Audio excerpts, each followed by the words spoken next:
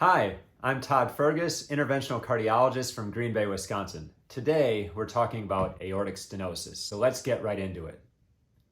So first, let's start with an anatomy lesson. So inside the heart, there are four valves. There's the mitral valve, the tricuspid valve, the pulmonic valve, and then what we're talking about today is the aortic valve. So every time the heart squeezes, every time the left ventricle squeezes, it has to eject that blood out through the aortic valve and into the aorta. So every time the heart squeezes, the aortic valve has to open to allow blood out and then close to prevent the blood from leaking back in. So aortic stenosis is when that valve isn't opening all the way, it's just opening part way.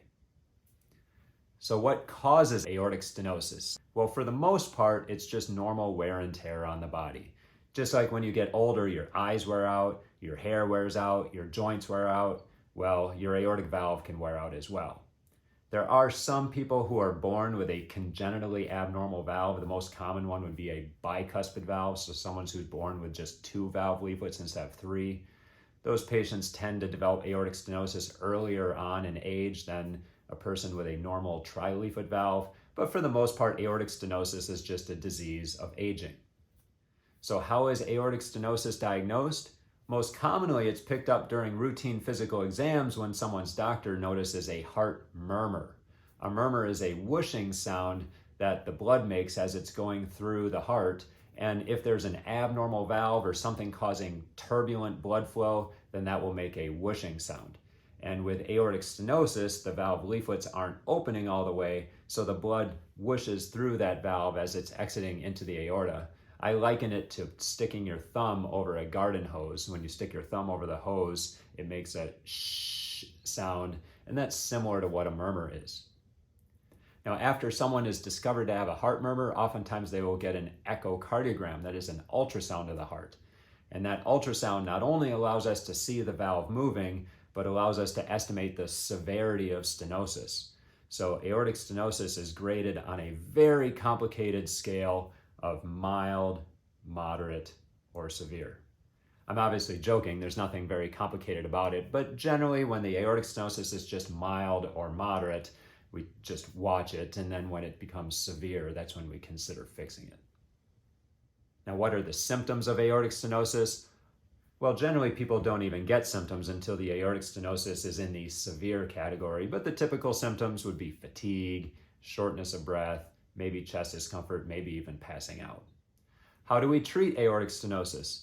Well, unfortunately, there's no diet, there's no exercise, there's no medication that will slow the progression of aortic stenosis. We basically just watch it until it becomes severe enough to fix with a valve replacement. So when the aortic stenosis is just mild, we typically would do an echocardiogram every 2 to 3 years. When the aortic stenosis is moderate, we start doing echocardiograms every 1 to 2 years. And when it's severe, that's when we consider fixing it, particularly if the patient has started having symptoms by that point. Now, generally, there's two ways that you can fix aortic stenosis once it becomes time to fix it.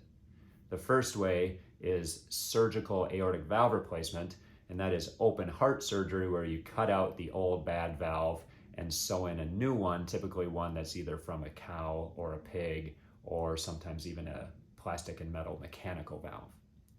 And then the second and more common way that we treat aortic stenosis these days is with a procedure called TAVR, and that stands for transcatheter aortic valve replacement. And that's where instead of opening the chest and cutting out the old valve, we go in with a catheter, typically through the leg, and through that catheter, we can deliver a new valve inside the old bad valve, crush the bad valve out of the way, and leave a new valve behind. So that's the long and short of the basics of aortic stenosis. It is a common valve disorder, typically in older patients. For the most part, we just watch it until it becomes severe, and then once it is severe, we can fix it either with surgical aortic valve replacement or transcatheter aortic valve replacement. Thanks for watching, and stay tuned to this channel for more videos.